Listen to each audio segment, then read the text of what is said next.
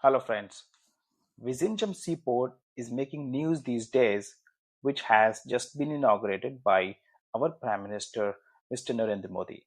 Let's understand why it's a big deal. First, we need to understand that India today has a lot of ports, but none of them are big enough to dock the very large international ships carrying large containers.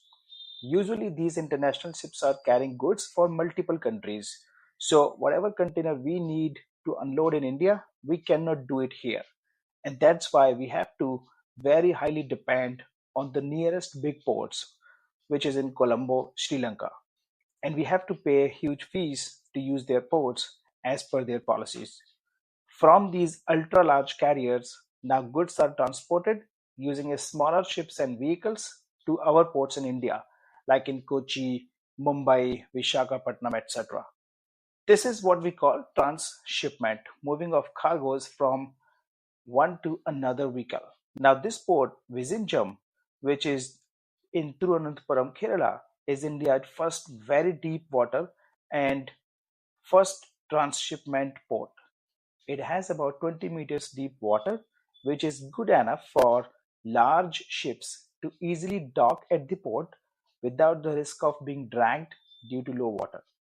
This port was constructed in the joint partnership of Adani and Kerala government through the public-private partnership model.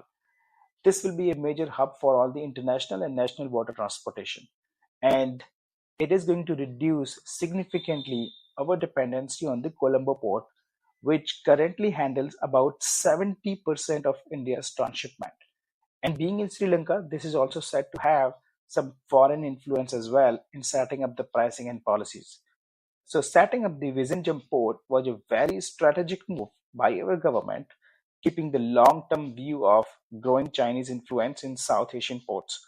India will now have direct full control of high volume trades, our own pricing, faster and better supply chain, and not to mention that it's going to create thousands and thousands of jobs in Kerala and also boost the economic activities. I think this is a perfect example of Atmanirbhar Bharat. I hope you like the video. Thanks.